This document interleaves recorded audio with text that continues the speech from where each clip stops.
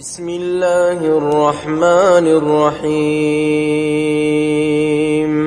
الحمد لله الذي أنزل على عبده الكتاب ولم يجعل له عوجا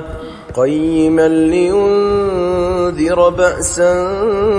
شديدا من لدنه ويبشر المؤمنين الذين يعملون الصالحات أن لهم أجرا حسنا ماكثين فيه أبدا وينذر الذين قالوا اتخذ الله ولدا ما لهم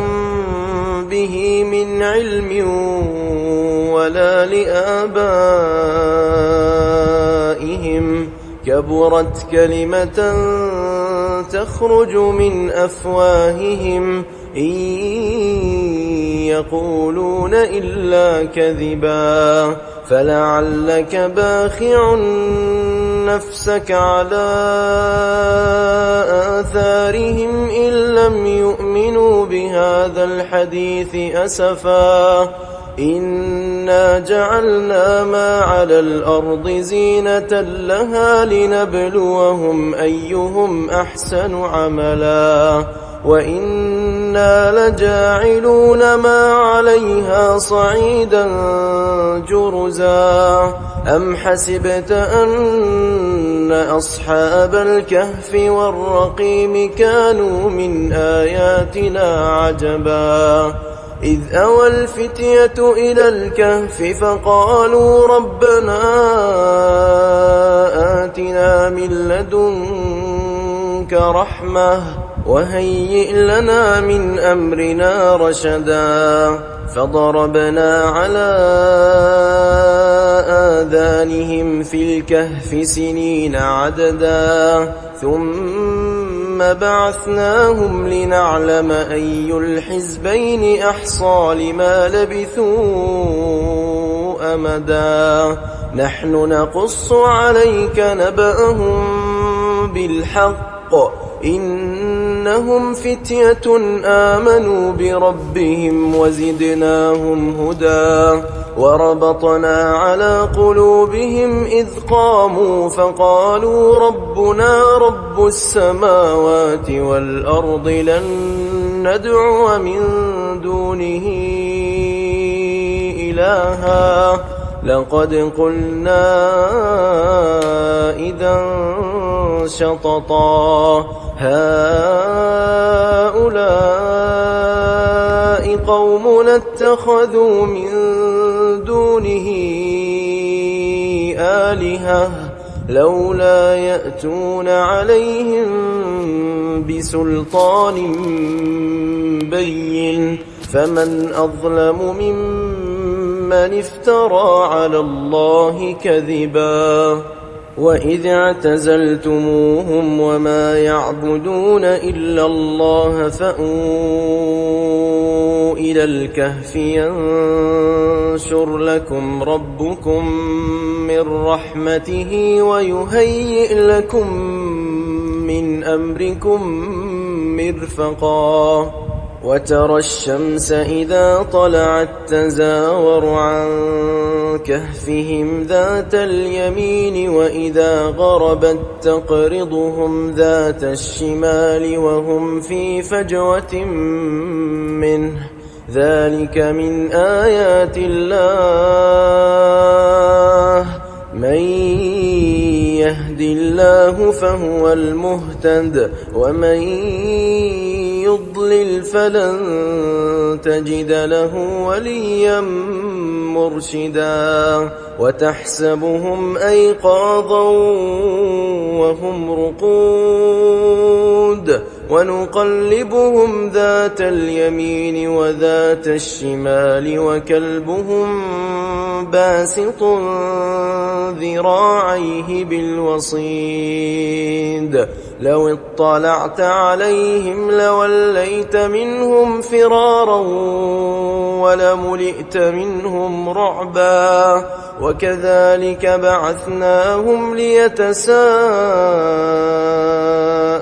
بينهم قال قائل منهم كم لبثتم قالوا لبثنا يوما أو بعض يوم قالوا ربكم أعلم بما لبثتم فابعثوا أحدكم بورقكم هذه إلى المدينة فلينظر أيها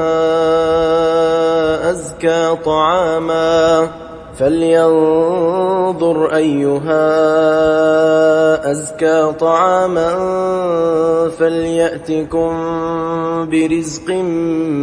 منه وليتلطف ولا يشعرن بكم أحدا إنهم إن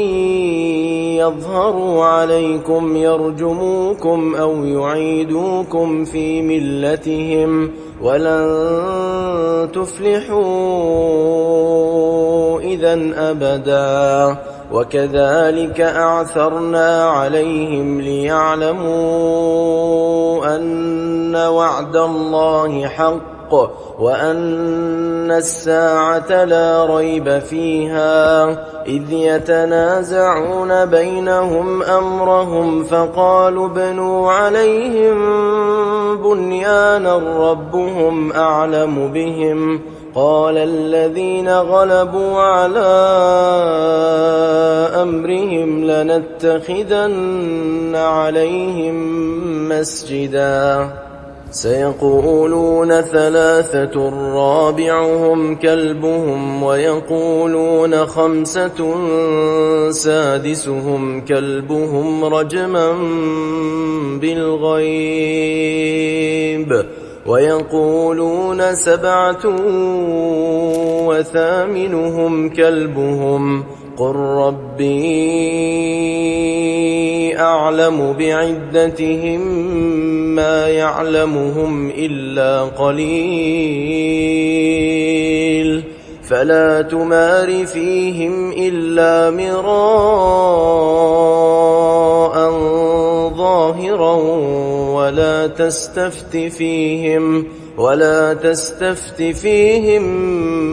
منهم أحدا ولا تقولن لشيء إني فاعل ذلك غدا إلا أن يشاء الله واذكر ربك إذا نسيت وقل عسى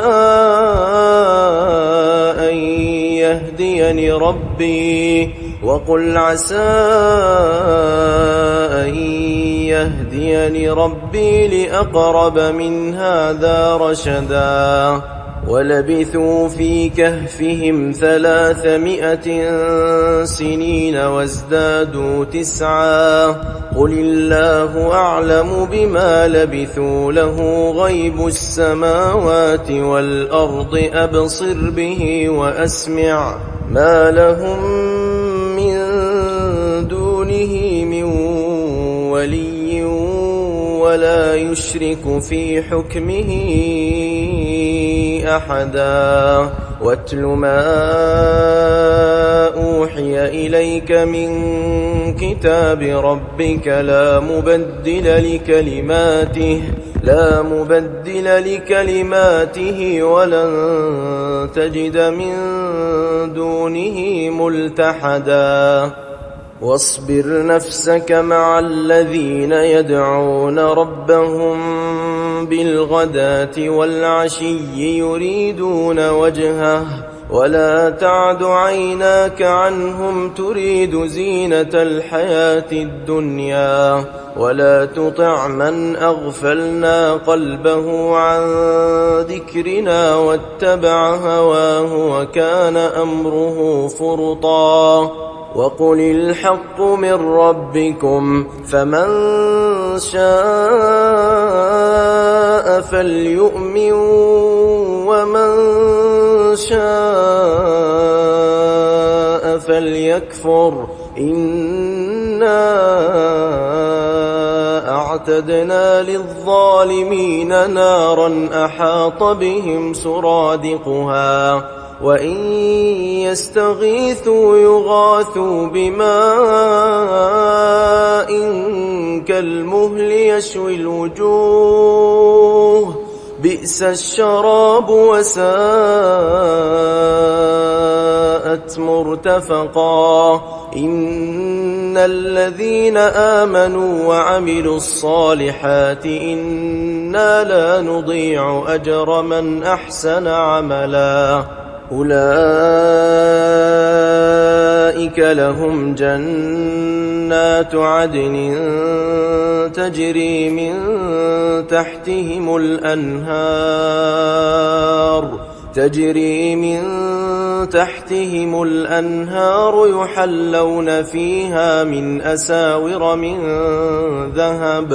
يحلون فيها من أساور من ذهب ويلبسون ثيابا خضرا من سندس واستبرق متكئين فيها على الأرائك نعم الثواب وحسنت مرتفقا واضرب لهم مثل الرجلين جعلنا لأحدهما جنتين من أعناب وحففناهما بنخل وجعلنا بينهما زرعا كلتا الجنتين آتت أكلها ولم تظلم منه شيئا وفجرنا خلالهما نهرا وكان له ثمر فقال لصاحبه وهو يحاوره أنا أكثر منك مالا وأعز نفرا ودخل جنته وهو ظالم لنفسه قال ما أظن أن تبيد هذه أبدا وما أظن الساعة قائمة ولئن رددت إلى ربي لأجدن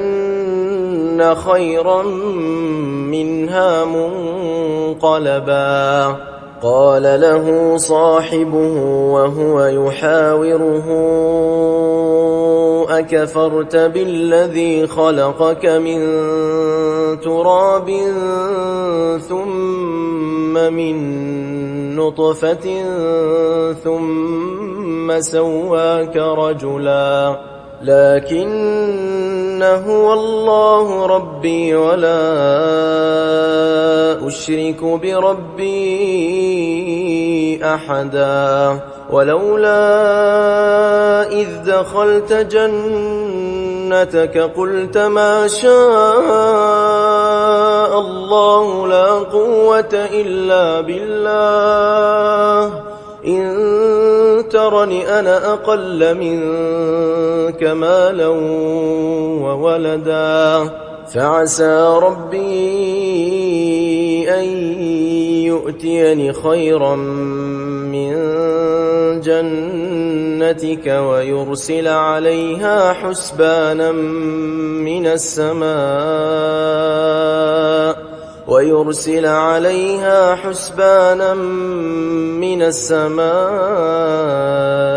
فتصبح صعيدا زلقا أو يصبح ماؤها غورا فلن تستطيع له طلبا وأحيط بثمره فأصبح يقلب كفيه على ما أنفق فيها وهي خاوية على عروشها ويقول يا ليتني لم أشرك بربي أحدا ولم تكن له فئة ينصرونه من دون الله وما كان منتصرا هنالك الولاية لله الحق هو خير ثوابا وخير عقبا واضرب لهم مثل الحياة الدنيا كماء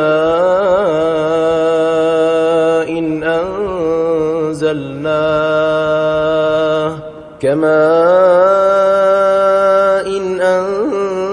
أنزلناه من السماء فاختلط به نبات الأرض فأصبح هشيما تذروه الرياح وكان الله على كل شيء مقتدرا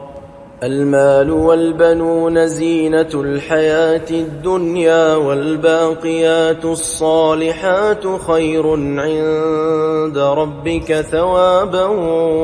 وخير أملا ويوم نسير الجبال وترى الأرض بارزة وحشرناهم فلم نغادر منهم أحدا وعرضوا على ربك صفا لقد جئتمونا كما خلقناكم أول مرة بل زعمتم أن لن نجعل لكم موعدا ووضع الكتاب فترى المجرمين مشفقين مما فيه ويقولون يا ويلتنا ما لهذا الكتاب لا يغادر صغيرة ولا كبيرة إلا أحصاها ووجدوا ما عملوا حاضرا ولا يظلم ربك أحدا وإذ قلنا للملائكة اسجدوا لآدم فسجدوا إلا إبليس كان من الجن ففسق عن أمر ربه أفتتخذونه وذريته أولياء من دوني وهم لكم عدو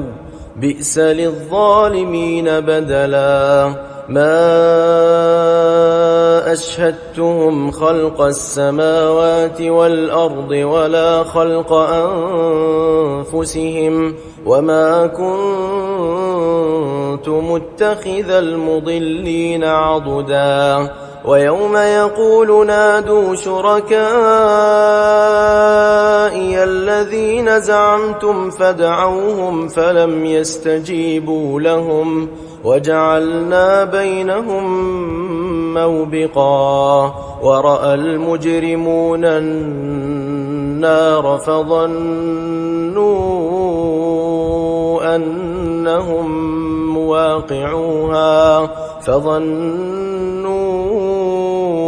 أنهم مواقعوها ولم يجدوا عنها مصرفا ولقد صرفنا في هذا القرآن للناس من كل مثل وكان الإنسان أكثر شيء جدلا وما منع الناس أن يؤمنوا إذ جاءهم الهدى ويستغفروا ربهم إلا أن تأتيهم سنة الأولين أو يأتيهم العذاب قبلا وما نرسل المرسلين إلا مبشرين ومنذرين ويجادل الذين كفروا بالباطل ليدحضوا به الحق واتخذوا آياتي وما أنذروا هزوا ومن أظلم ممن ذكر بآيات ربه فأعرض عنها ونسي ما قدمت يداه إنا جعلنا على قلوبهم أكنة أن يفقهوه وفي آذانهم وقرا وإن تدعهم إلى الهدى فلن يهتدوا إذن أبدا وربك الغفور ذو الرحمة لو يؤاخذهم بما كسبوا لعجل لهم العذاب بل لهم موعد لن يجدوا من دونه موئلا وتلك القرى أهلكناهم لما ظلموا وجعلنا لمهلكهم موعدا وإذ قال موسى لفتاه لا أبرح حتى أبلغ مجمع البحرين أو أمضي حقبا فلما بلغا مجمع بينهما نسيا حوتهما فاتخذ سبيله في البحر سربا فلما جاوزا قال لفتاه آتنا غداءنا لقد لقينا من سفرنا هذا نصبا قال أرأيت إذ أوينا إلى الصخرة فإني نسيت الحوت وما أنسانيه إلا الشيطان أن أذكره واتخذ سبيله في البحر عجبا قال ذلك ما كنا نبغ فارتدا على آثارهما قصصا فوجدا عبدا من عبادنا آتيناه رحمة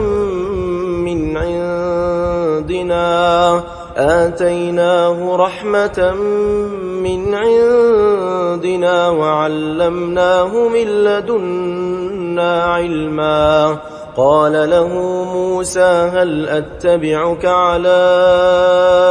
أن تعلمني مما علمت رشدا قال إنك لن تستطيع معي صبرا وكيف تصبر على ما لم تحط به خبرا قال ستجدني إن شاء الله صابرا ولا أعصي لك أمرا قال فإن اتبعتني فلا تسألني عن شيء حتى أحدث لك منه ذكرا فانطلقا حتى إذا ركبا في السفينة خرقها قال أخرقتها لتغرق أهلها لقد جئت شيئا إمرا قال ألم أقل إنك لن تستطيع معي صبرا قال لا تؤاخذني بما نسيت ولا ترهقني من أمري عسرا فانطلقا حتى إذا لقيا غلاما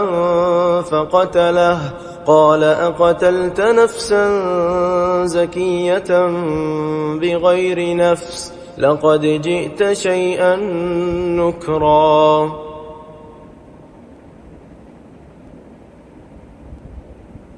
قال ألم أقل لك إنك لن تستطيع معي صبرا قال إن سألتك عن شيء بعدها فلا تصاحبني قد بلغت من لدني عذرا فانطلقا حتى إذا أتيا أهل قرية استطعما أهلها فأبوا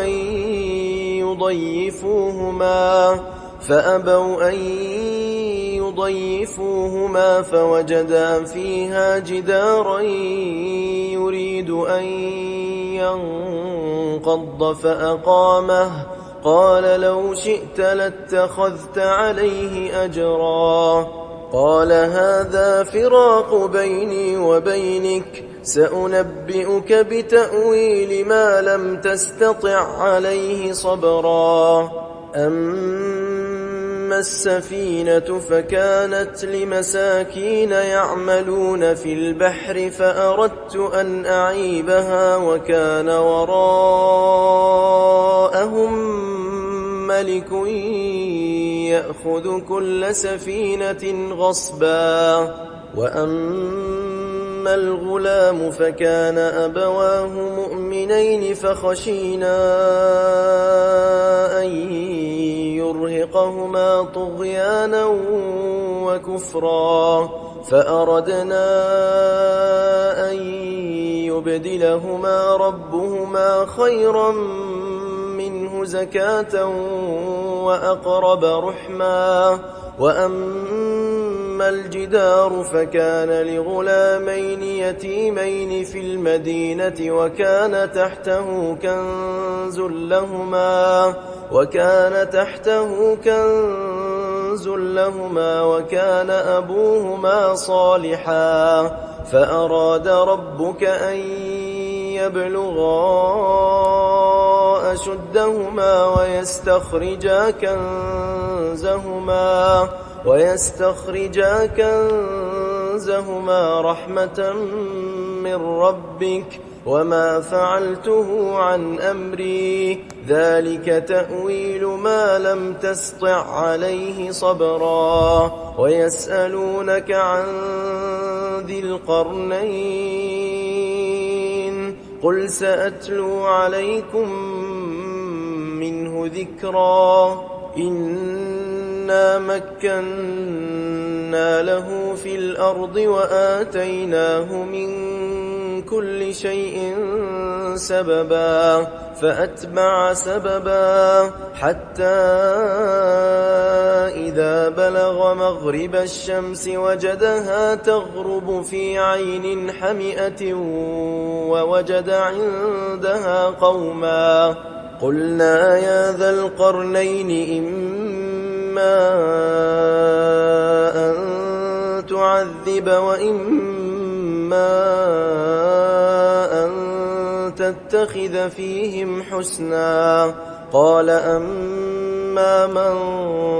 ظلم فسوف نعذبه ثم يرد إلى ربه فيعذبه عذابا نكرا وأما من آمن وعمل صالحا فله جزاء الحسنى وسنقول له من أمرنا يسرا ثم أتبع سببا حتى إذا بلغ مطلع الشمس وجدها تطلع على قوم لم نجعل لهم من دونها سترا كذلك وقد أحطنا بما لديه خبرا ثم أتبع سببا حتى إذا بلغ بين السدين وجد من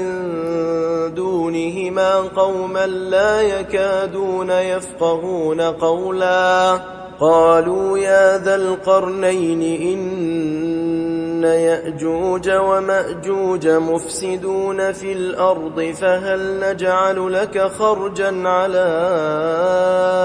أن تجعل بيننا وبينهم سدا قال ما مكني فيه ربي خير فأعينوني بقوة أجعل بينكم وبينهم ردما آتوني زبر الحديد حتى إذا ساوى بين الصدفين قال انفخوا حتى إذا جعله نارا قال آتوني أفرغ عليه قطرا فما استطاعوا أن يظهروه وما استطاعوا له نقبا قال هذا رحمة من ربي فإذا جاء وعد ربي جعله دكاء وكان وعد ربي حقا وتركنا بعضهم يومئذ يموج في بعض ونفخ في الصور فجمعناهم جمعا وعرضنا جهنم يومئذ للكافرين عرضا الذين كانت أعينهم في غطاء عن ذكري وكانوا لا يستطيعون سمعا أفحسب الذين كفروا أن يتخذوا عبادي من دوني أولياء إنا أعتدنا جهنم للكافرين نزلا قل هل ننبئكم بالأخسرين أعمالا الذين ضل سعيهم في الحياة الدنيا وهم يحسبون أنهم يحسنون صنعا أولئك الذين كفروا بآيات ربهم ولقائه فحبطت أعمالهم فلا نقيم لهم يوم القيامة وزنا ذلك جزاؤهم جهنم بما كفروا واتخذوا آياتي ورسلي هزوا إن الذين آمنوا وعملوا الصالحات كانت لهم جنات الفردوس نزلا خالدين فيها لا يبغون عنها حولا قل لو كان البحر مدادا لكلمات ربي لنفد البحر قبل أن تنفد كلمات ربي ولو جئنا بمثله مددا قل إنما أنا بشر مثلكم يوحى إلي أنما إلهكم إله واحد فمن كان يرجو لقاء ربه فليعمل عملا صالحا ولا يشرك بعبادة ربه أحدا